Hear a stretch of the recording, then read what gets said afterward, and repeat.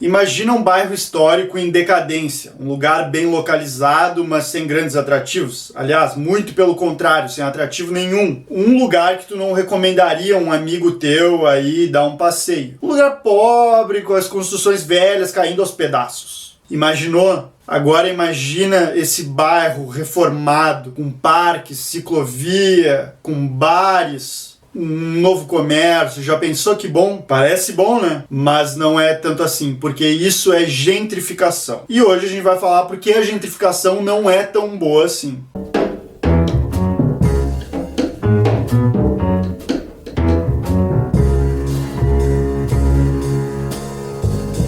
Bom, primeiro porque gentrificação. Gentry era uma classe social na Inglaterra anterior à Revolução Industrial. A gentry era como se fosse uma classe média da época, inferior à nobreza e superior aos proprietários rurais, que tinham que trabalhar cultivando a terra. Em 1960, uma socióloga inglesa, a Ruth Glass, observou um movimento da classe média londrina indo morar em bairros operários. E isso fez com que houvesse uma mudança no perfil do bairro. Uma mudança no perfil do bairro ali, porque ele era ocupado por operários pobres e agora é ocupado por pessoas de um nível econômico superior, a classe média londrina. Então isso fez disparar o preço dos imóveis, porque, claro, tinha mais procura, e os antigos moradores, os operários, não tinham mais dinheiro para pagar a locação dos imóveis. E o pedaço passou a ter um novo dono, a classe média e não mais os operários. A gentrificação é uma espécie de revitalização de um espaço urbano. No entanto, a revitalização ela pode acontecer em qualquer área da cidade, segundo uma demanda social. A gentrificação, em geral, ocorre em áreas centrais ou próximas ao centro, ou em lugares históricos. Em geral, essas áreas são ocupadas por populações de um poder aquisitivo menor, portanto mais pobres economicamente falando, e são áreas com um potencial turístico, um potencial de reuso por um público de maior poder aquisitivo, normalmente. Então é muito difícil, para não falar impossível, que a gentrificação ocorra numa favela, numa periferia longe do centro, que não tem um potencial turístico. Esse fenômeno ele pode acontecer de uma forma orgânica, como já aconteceu em Nova York.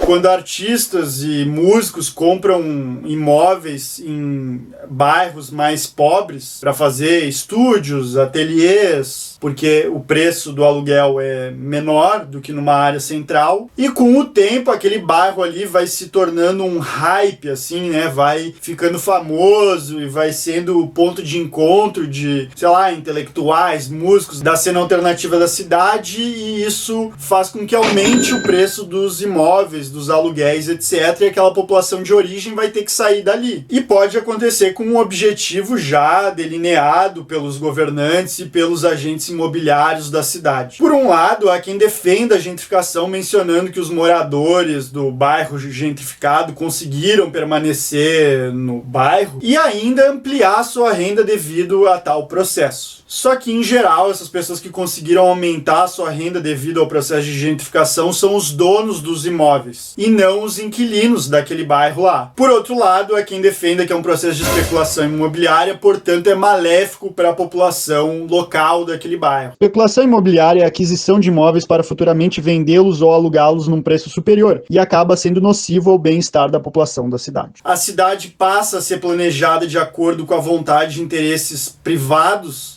interesses econômicos e financeiros, que muitas vezes, para não falar todas as vezes, acaba não sendo a mesma vontade da população como um todo. Então, se gentrificação é bom ou é ruim, tu é quem decide, mas o fato é que esse vídeo é ótimo, então deixa o like, compartilha, se inscreva, tchau!